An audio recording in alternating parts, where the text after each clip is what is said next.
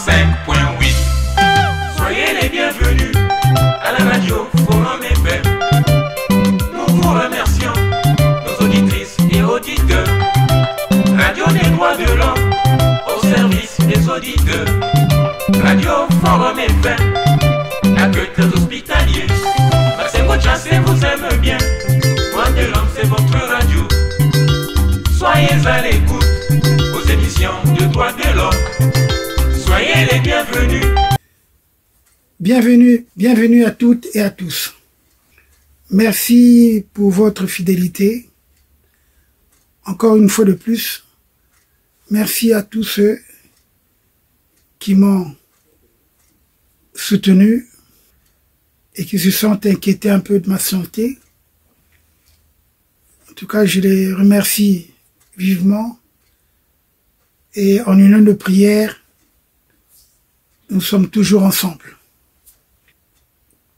Alors, je passe donc à cette deuxième lettre de Bernard Kolela qu'il va adresser à Sassou Nguesso en 1989. Et la même date, donc le 7 novembre 1989, pour faire suite un peu à cette première lettre qui n'a pas trouvé de réponse. Alors donc je lis la lettre. Bernard Kolela, ancien secrétaire général du ministère des Affaires étrangères de la République du Congo. 744 route Pudzwe, Bakongo. Suite de mes propositions relatives à la crise exposée dans ma lettre du 7 novembre 1988 à Monsieur le Président de la République populaire du Congo-Brazzaville. Monsieur le Président, j'ai l'honneur de venir très respectueusement vous rappeler qu'en date du 7 novembre 1988, je vous ai adressé une pétition qui contenait mes propositions politiques pour contribuer à la solution de la crise que connaît le pays. Cette lettre est restée jusqu'ici sans suite. Au mois d'avril 1989, vous m'avez fait entendre que vous alliez me recevoir avant la tenue en juillet dernier du 4e congrès ordinaire du PCT pour un entretien. Je comptais saisir donc cette occasion pour vous exposer de vive voix mon opinion sur cette crise qui n'arrête pas de s'aggraver. C'est à cause de votre mutisme face à ma lettre, Monsieur le Président, et parce que je suis convaincu que la rencontre promise n'aura plus lieu, que j'ai jugé bon et utile de vous adresser la présente lettre. Mes convictions politiques et ma foi chrétienne m'amènent ainsi une fois de plus devant le chef de l'État congolais pour lui dire jamais la nécessité de tenir une table ronde nationale ne s'est aussi fortement fait sentir qu'en ces moments. C'est dans ces temps difficiles pour tous, plus particulièrement pour les couches les plus pauvres de notre société et pour nos enfants, que se joue le destin du pays. Et nous pensons qu'aucun Congolais n'a le droit de se désintéresser d'une telle situation sans trahir sa propre conscience. Vous avez réservé une fin de non-recevoir à ces propositions que j'estime valables et sérieuses. Et c'est votre droit, Monsieur le Président. Mais je crois que c'est une erreur politique. Et je crains que le jugement de l'histoire ne vous le reproche un jour. Il ne faut pas se tromper. On ne peut pas redresser la situation actuelle sans la participation de tout le monde. Il n'y aura jamais de redressement sans un engagement volontaire du peuple tout entier. Sans l'entente nationale, il n'y aura jamais de redressement réel sans la confiance du peuple que le PCT a perdu. Au cas où il avait jamais eu. Le régime a cessé d'être crédible, Monsieur le Président. c'est la vérité dans la vérité. Or, vous devez connaître la vérité, sous peine d'un déphasage, entre l'opinion du peuple et votre propre opinion, sur une situation dont dépend l'avenir du pays. Ne croyez pas à l'enthousiasme révolutionnaire, c'est un phénomène artificiel. Il ne vient pas du fond du cœur des Congolais, qui sont obligés de paraître enthousiastes pour ne pas avoir des ennuis. Voyez vous-même la démobilisation que le PCT a souvent publiquement déplorée au sein des organisations des masses, de l'Union révolutionnaire des femmes du Congo, l'URFC, de l'Union de la jeunesse socialiste congolaise, UGC, de la classe ouvrière parmi les militants, les membres du parti. Autre exemple, les invitations au rassemblement et défilés du parti sont toujours assorties de menaces de sanctions contre les absents. Les marchands sont obligés d'évacuer les marchés pour aller assister aux réunions, meetings ou défilés officiels, sous peine de punition. Au marché total, les vendeurs doivent faire signer leur carnet au lieu de rassemblement, lors du contrôle au marché. Les absents sont contraints de payer 600 francs d'amende. Au marché de Mungali, les marchands absents à ces cérémonies et défilés sont interdits de vendre leurs marchandises pendant 10 jours, à moins qu'ils ne payent une amende de 2000 francs CFA. Voilà pour illustrer un peu la réalité vécue. Comment peut-on parler dans ces conditions de volonté populaire, d'adhésion des masses? De même, nombre de responsables politiques eux-mêmes n'agissent que par intérêt ou par crainte d'être mal vus, et non par conviction. Beaucoup d'entre eux, en effet, reconnaissent que ça ne va pas du tout. Mais publiquement, ils ne tarissent pas d'éloges à l'endroit du système. Tout se passe comme si le parti et l'État étaient devenus un vaste théâtre, où chacun joue fidèlement son numéro dans une pièce écrite par un célèbre romancier. Chacun dans son fort intérieur sait que ça ne va pas. Chacun dans son fort intérieur sait que ça ne va pas du tout, mais dit et soutient partout et publiquement que tout va bien, très bien, et il décide de consacrer sa vie active à un rôle aussi peu honorable et pour le moins rabaissant. Jamais je n'ayais pensé qu'une personne humaine pouvait atteindre un tel degré ou vivre pendant longtemps un tel genre de conformisme. Dans mon monolithisme outrancier qui a toujours caractérisé le PCT ou le chrétien, le croyant pour y entrer doit d'abord renier sa foi en Dieu. La reconduction quasi automatique d'une classe politique qui n'a jamais connu de réel renouvellement, qui a exercé un pouvoir sans partage, voici plus de 20 ans. Le manque d'ouverture, l'entretien d'une démocratie de façade, propre à toute démocratie de type centraliste, démocratique, le tribalisme, le manque d'une volonté politique d'union nationale, la peur du changement sont parmi les mots qui ont mis du plomb dans les ailes de la pensée politique du régime. Ils ont entraîné une paralysie de la réflexion politique au sein du Parti congolais du travail. Votre système politique est paralysé, même s'il pouvait s'y trouver quelques bonnes consciences. Elles sont coincées par les structures et par une pratique politique dont le niveau éthique est demeuré chroniquement bas, malgré les autocritiques du PCT. Si bien que le destin de toute bonne volonté dans un tel milieu, à moins qu'elle ne soit dotée d'une énergie hors du commun, c'est le pourrissement. Pourrissement des hommes, pourrissement de l'État, pourrissement du pays et pourrissement intégral. Mais ce serait trop facile d'incriminer les structures seules. Il y a bien aussi la responsabilité de l'élément humain, comme je venais implicitement de le souligner en parlant du niveau éthique très critique dans la pratique politique du PCT.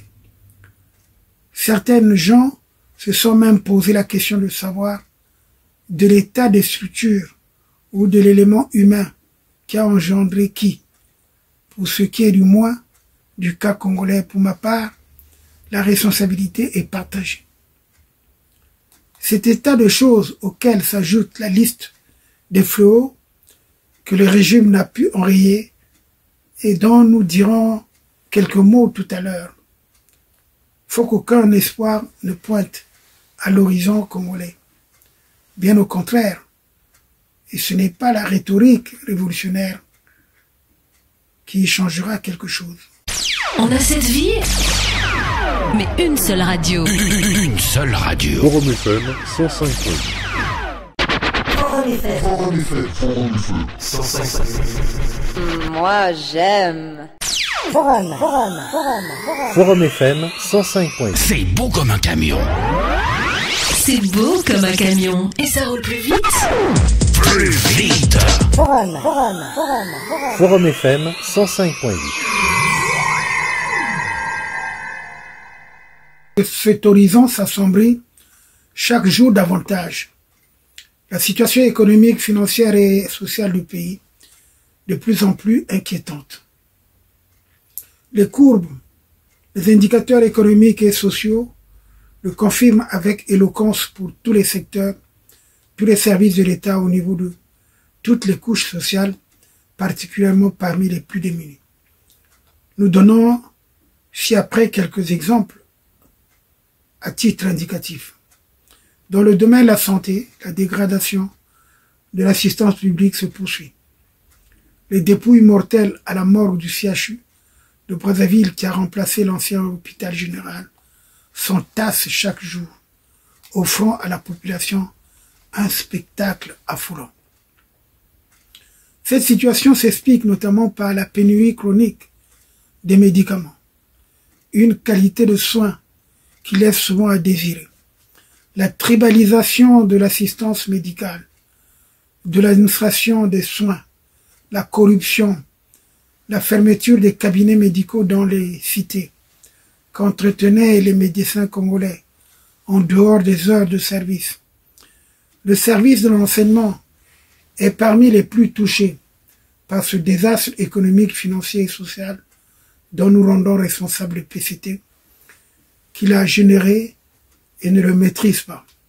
La pénurie des enseignants, l'interruption de la scolarité, le chômage des diplômés, le caractère exorbitant des frais scolaires aggravés par une assurance obligatoire dont on bénéficie rarement en cas d'accident, ce qui ressemble fort bien à une exploitation du peuple. La baisse constante de la qualité de l'enseignement, l'absence de l'éducation morale, le banditisme scolaire entretenu par les enfants des milieux nantis, la vétusté et l'insuffisance des locaux sont parmi les maux qui minent l'enseignement au Congo. Une situation grave devant laquelle l'État apparaît désarmé et qui le conduit maintenant à lorgner du côté des organisations confessionnelles. Après avoir littéralement arraché les enfants des mains de leurs parents, du giron familial, après s'être porté garant de leur avenir, après les avoir arrosés d'éducation communiste et en avoir fait des petits savants en slogans et déclamations marxistes, léninistes durant plus de 20 ans, on revient à la case départ. Quel temps perdu, quel gâchis. La classe ouvrière connaît quant à elle une démobilisation générale que n'arrive pas à bien couvrir l'enthousiasme révolutionnaire. Et ce ne sont pas les compressions qu'impose la crise, la dégradation continue du pouvoir d'achat, qui jure avec une augmentation constante du coût de la vie, le chômage, le tribalisme dans la pratique de la politique de l'emploi qui vont y remédier. Bref, la classe ouvrière qui en théorie est la classe dirigeante du régime. Sous l'égide de la toute-puissante dynamique historique et combattante confédération syndicale congolaise, donc la CSC, se présente comme une victime de sa propre dictature prolétarienne. Et les générations montantes, nos jeunes, le fer de lance de la révolution, sont simplement aux abois parce que plus d'avenir. Le tragique, c'est que le mal continue à se développer sans qu'on arrive à trouver les remèdes qu'il faut pour l'enrayer. Le pays reste surendetté, avec une dette de 800 milliards de francs CFA pour une population de 2 millions d'habitants à peine. Le Congo est par tête d'habitants dans le premier peloton des pays les plus endettés du monde. Or, on ne peut plus compter sur la source principale de nos revenus, le pétrole. Le prix du baril ayant dégringolé, 14 $ au lieu de 34 en 1982. L'alerte de nos finances et de l'État congolais dans son ensemble. Il en résulte que tous les marchés sont mal négociés. Au Congo, ce n'est pas la bonne entreprise. L'entreprise la plus expérimentée qui emporte le marché dans un appel d'offres, mais celle qui propose le pot de vin le plus juteux. Conséquence, la qualité des articles, les matériaux livrés ou les travaux exécutés est souvent médiocre. Les exemples sont nombreux où l'État congolais s'est fait rouler par des truands du monde des affaires, par des entreprises sans expérience contre lesquelles on a engagé des poursuites pour réparation des préjudices subis aussitôt les travaux terminés. La corruption ou Madezo Yabana, c'est ce qu'écrit donc justement Bernard Korila. Je suis en train de lire la deuxième lettre de Bernard Korila adressée à Sassou Nguesso le 7 novembre 1989. Donc là, il parle donc de la corruption ou Madezo Yabana. C'est solidement investi dans tous les services de l'État, où elle a détruit les bonnes mœurs administratives, héritées du gouvernement colonial, anéanti nos meilleures traditions morales. Dans les marchés de l'État, les Madezo Yabana perçus sous la forme de frais de commission, de dons, gratifications, etc., sont élevés car les candidats n'hésitent pas à surenchérir devant une bonne et grosse affaire, d'autant plus que ces pots de vin sont incorporés dans le prix à faire payer à l'État. La corruption est devenue donc une chose presque normale dans les transactions officielles, tolérée dans les opérations à peine voilées entre individus pour les prestations de services.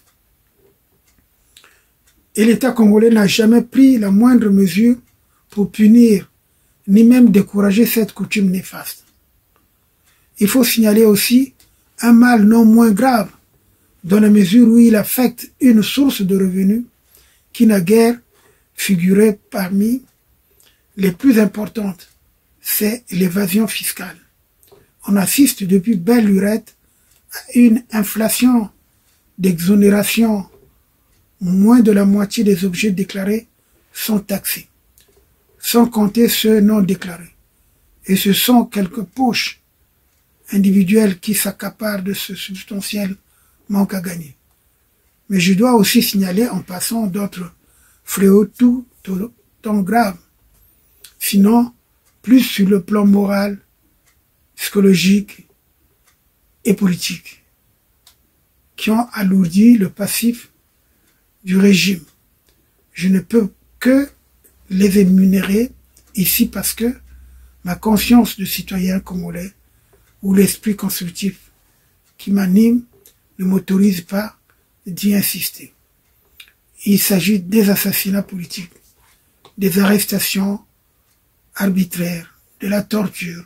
Il s'agit aussi de ces transactions de nature criminelle qui prennent au dépourvu les services de sécurité nationale et ternissent l'image de notre pays, le discréditent devant l'opinion internationale. Le peuple est également déçu par le silence de l'État devant la catastrophe causée par l'explosion de l'avion de l'UTA. Et ça venait seulement de se produire parce que cette lettre, c'est une parenthèse que je tiens à ouvrir. L'accident de UTA, c'était en septembre 89, justement. C'est au moment où j'étais à Brazzaville, faut le dire, que j'aurais pu prendre ce vol, ce fameux vol du 19 septembre 1989. C'est parce que j'étais invité à un grand colloque, le premier colloque du droit de l'homme et la chrétienté, qui se déroulait justement à Lyon. Et je reviendrai peut-être sur cette conférence qui était très importante. Et je vous signale seulement que c'est après, justement, pour revenir à la lettre de Bernard Kourila, pendant nos différentes discussions, parce que je partais souvent le voir, on restait un peu quelque temps. C'est vrai que j'étais surveillé, mais pas aussi surveillé, d'autant plus que j'étais président d'une organisation qui était basée à Genève et à Paris, et compte tenu aussi de mon rayonnement sur le plan international, ça avait peur de me mettre la main. Chaque fois, il y avait des gens qui me surveillaient, qui sont connus. D'autres sont morts il n'y a pas longtemps, mais en tout cas des gens proches, qui étaient dans la sécurité d'État, je ne vais pas citer leur nom, qui étaient là comme des chiens de garde, qui faisaient leurs fiches. Bon.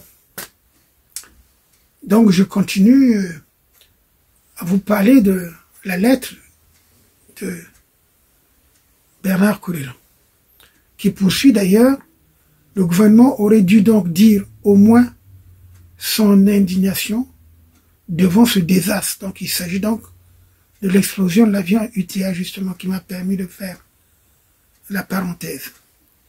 Il aurait donc dû faire entendre qu'au cas où les enquêtes concluraient que c'est à Brazzaville que l'explosif a été placé dans l'avion. Il prendrait les mesures qui s'imposent.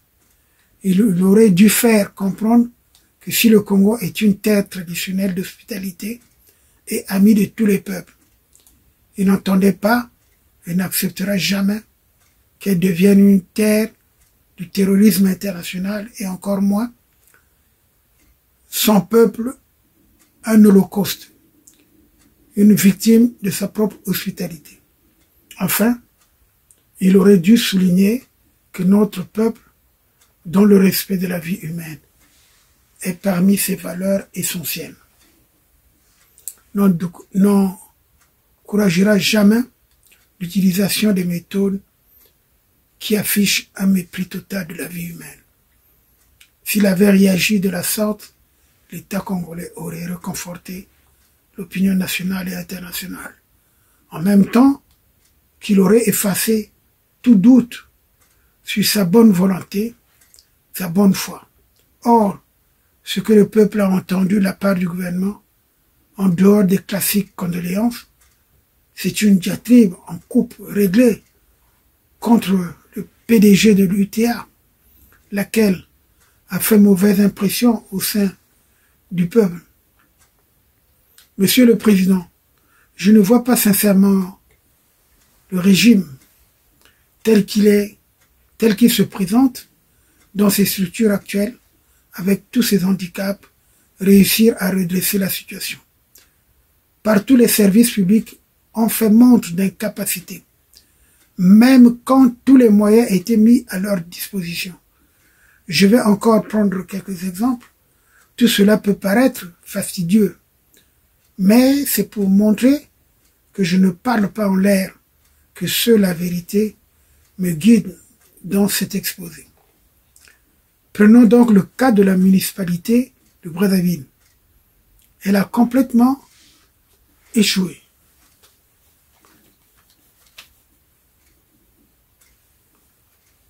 Elle a complètement échoué.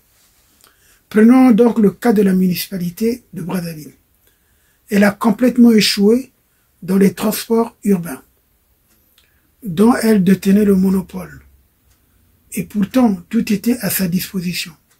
Les bus, le personnel, une clientèle nombreuse. Autre exemple, Brazzaville qui autrefois était classée parmi les villes les plus propres. Brazzaville qui autrefois a été classée parmi les villes les plus propres de l'Afrique est devenue un tas d'immondices où les égouts sont encombrés d'ordures quand ils n'ont pas simplement disparu, où les véhicules chargés de les ramasser n'ont duré que l'espace d'un matin, où les torrents ou marigots, Mfoua, Madoukoutsekele, etc., sont devenus un amoncellement insupportable de saleté, tandis que la vidange des fosses septiques est devenue un casse-tête. Chacun se débrouille de faire vider au seau sa fosse d'aisance, et pour cause. Les véhicules chargés de cette besogne sont quasi inexistants à la voirie. Les rares automobiles qu'on y possède à cet effet sont introuvables pour les clients. Les chauffeurs se baladent avec dans la cité à la recherche de leurs propres clients. Quant aux clients réguliers, ceux qui sont allés payer l'argent à la voirie 10 000 francs, ils attendront interminablement et les réclamations ne feront rien du tout.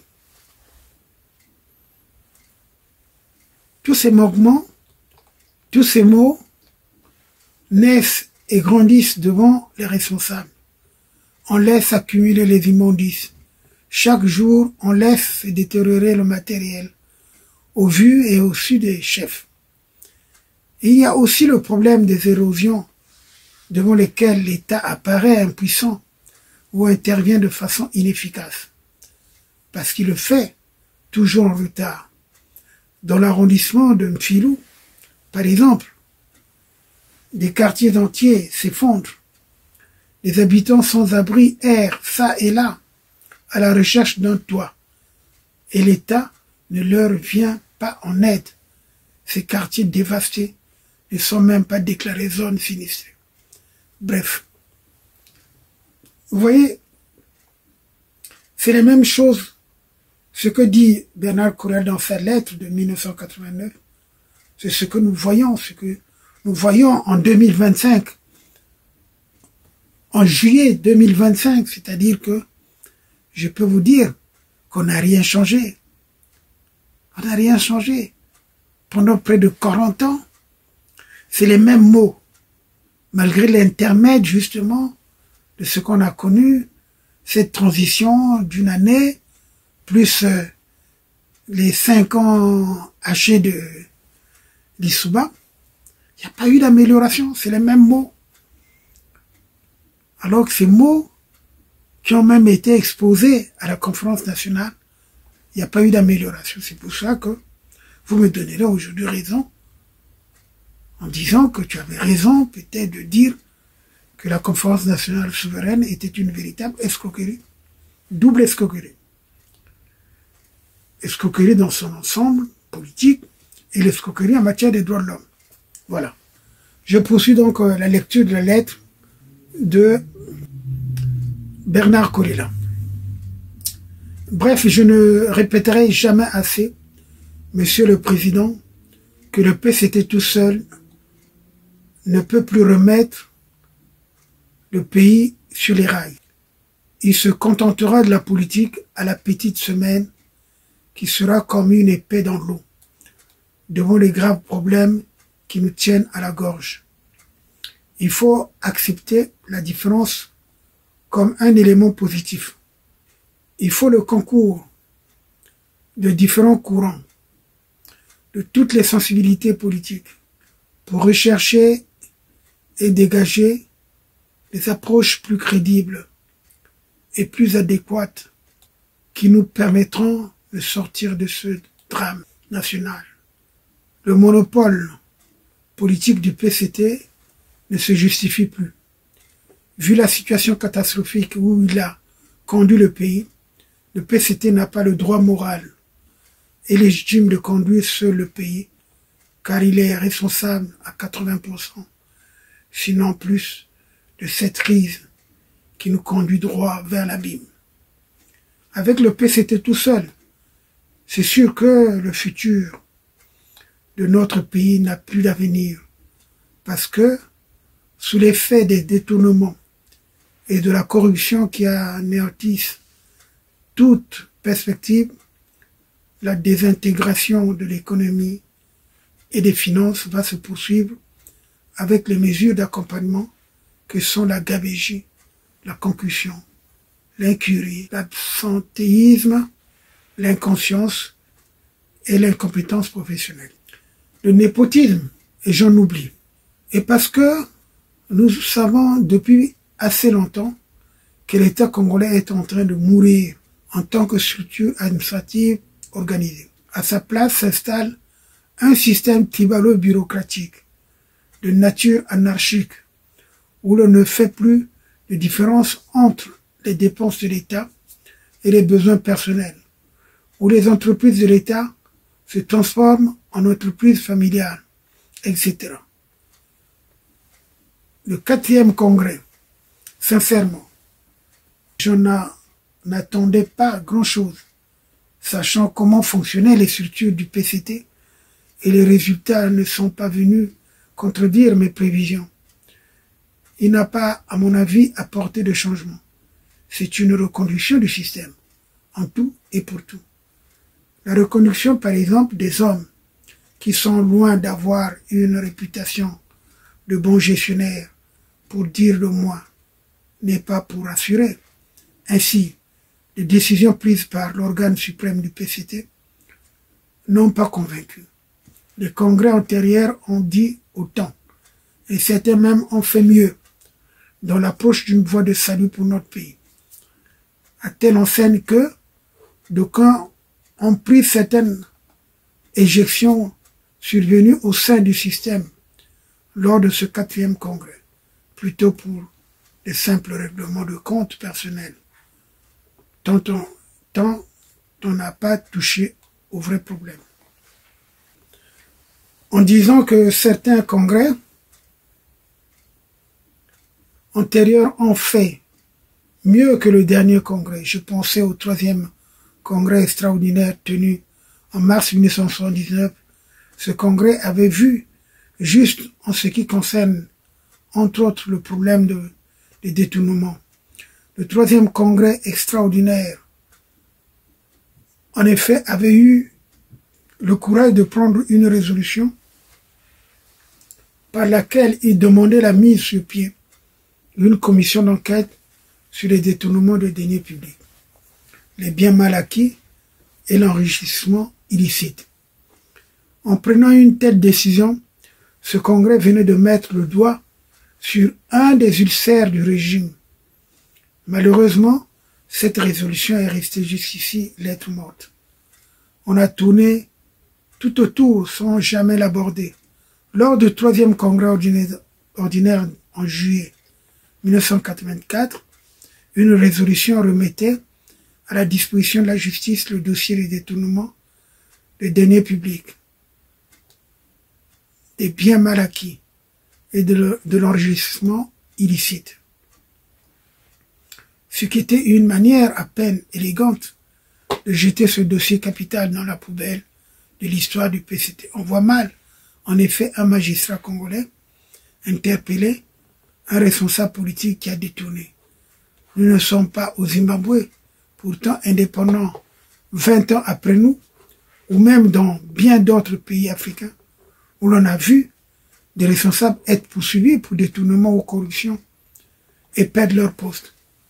Nous ne sommes pas encore moins aux États-Unis, au Japon, en France ou autres pays de l'Ouest où l'on ne touche pas aux fonds publics sans coup férir.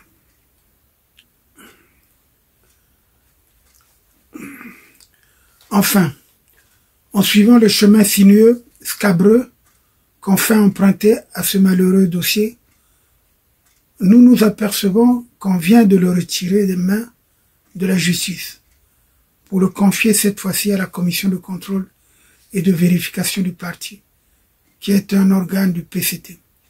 Croit-on vraiment et sérieusement que cet organe du parti, exclusivement dirigé par des responsables du parti, aura le pouvoir, la volonté et le courage qu'il faut pour accomplir comme il se doit une telle mission?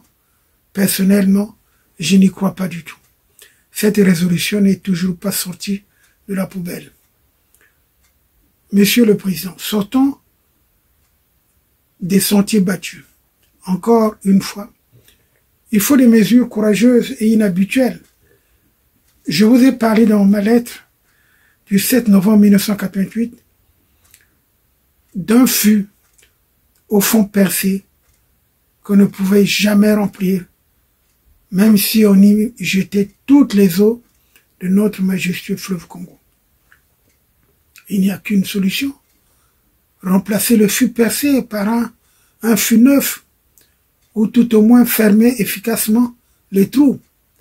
Sans cela, l'aide étrangère que nous attendons et qui ne paraît d'ailleurs pas pressée sera inefficiente parce qu'elle passera pour sortir de l'enlisement mortel dans lequel se débat le pays. Il faut mettre en place un gouvernement compétent, honnête, intègre et représentatif. Un gouvernement qui a la confiance du peuple.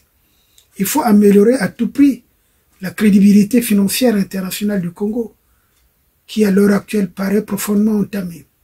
Il faut anéantir la mafia financière congolaise afin de nous mettre à la poursuite de l'idéal maçonniste d'une société plus digne, plus juste et plus fraternelle. En clair, et plus pratiquement, voici ce qu'il faut faire.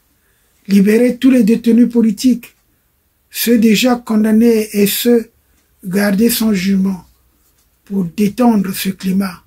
Organiser une table ronde nationale.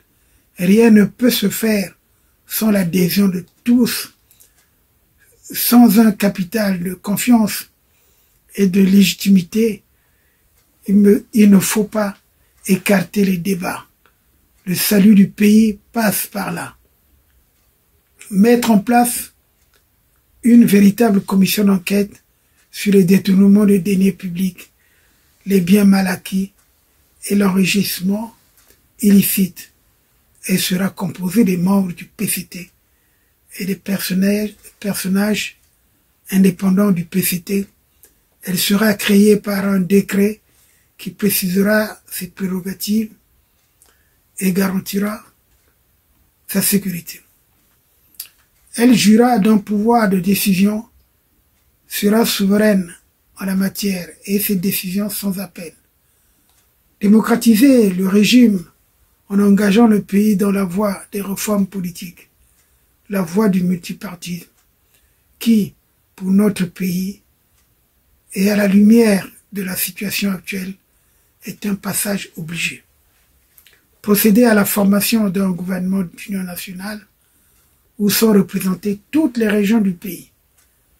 Rendre au peuple sa liberté d'opinion, de presse et de sortir du pays. Bref, respecter et garantir les droits de l'homme conformément à la charte de l'ONU et à la charte africaine des droits de l'homme et des peuples, dont le Congo est signataire et qui est entrée en vigueur depuis lors.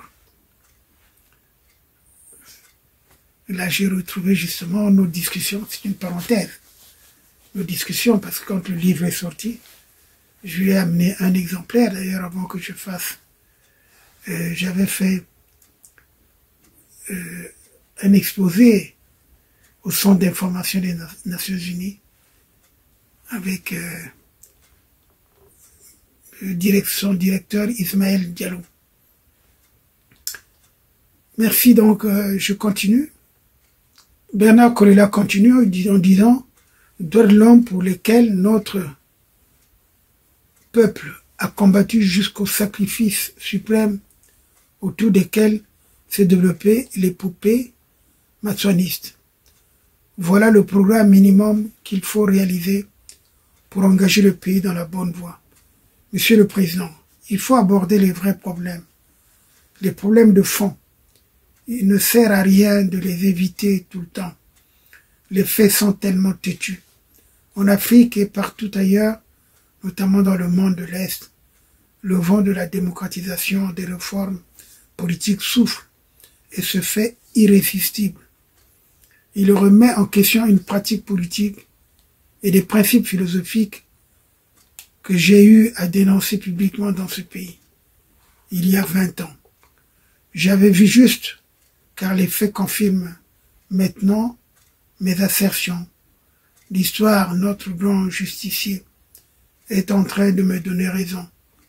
Cette fois-ci, d'une manière encore plus générale et plus profonde. Monsieur le Président, c'est donc le 7 novembre 1989 que j'ai pris la décision de vous rappeler ma première lettre datée du 7 novembre 1988. Donc 1 an après, jour pour jour, et j'ai l'intime conviction qu'à travers ces 2 lettres, je vous ai traduit aussi la volonté générale de notre peuple. Enfin, mon sentiment au moment où je termine cette 2e pétition est celui d'un devoir accompli.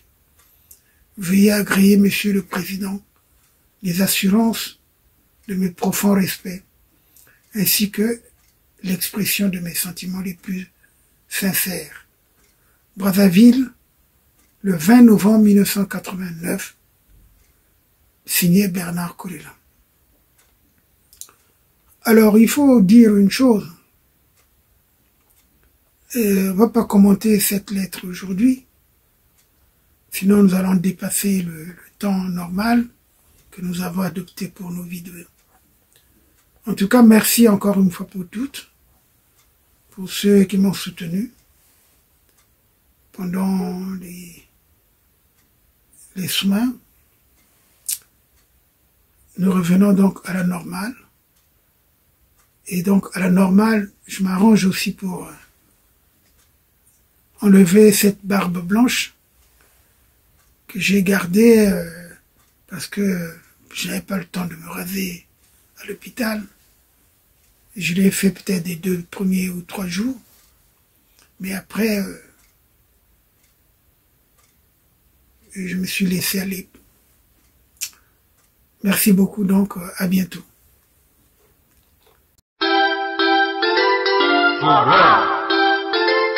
Forum FM, Radio Forum FM 105.8. Soyez les bienvenus à la radio Forum FM. Nous vous remercions, nos auditrices et auditeurs. Radio des droits de l'homme au service des auditeurs. Radio Forum FM, accueille des hospitaliers.